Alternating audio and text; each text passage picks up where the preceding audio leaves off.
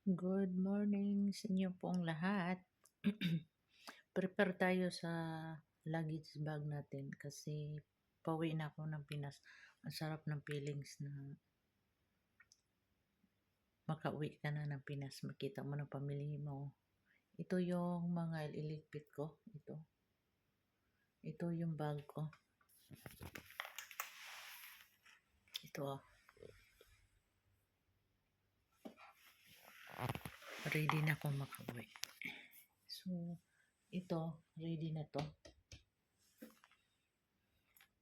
So, happy na ako na makita ko ng pamilya ko.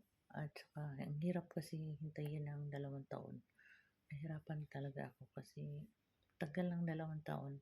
So, ngayon, game na. So, nag-prepare ako sa luggage bag ko. Nagligpit ako sa mga damit ko. Ito ang iligpit ko.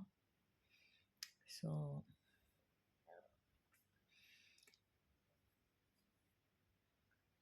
next live na ako sa Pinas na.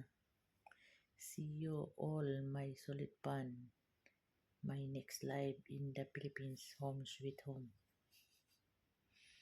Sana po, hindi niyo ako iiwan hanggang sa dulo. Kailangan tuparin yung pangako ninyo kasi sabi ninyo hanggang sa dulo hindi niyo ako iwan. So, sana po tuloy-tuloy lang din ang tuloy-tuloy kayo sumusuporta sa akin. Salamat po sa inyong lahat. Mahal ko kayo. So, pasensya na po na minsan wala ako sa mood. Katulad kagabi kasi napagod ako, nagligpit ako sa mga damit ko. Ang daming niligpit ko kaya ng mga damit ko. So ngayon naman, tapusin ko na to ngayon kasi para ready na. Ready na yung bag ko.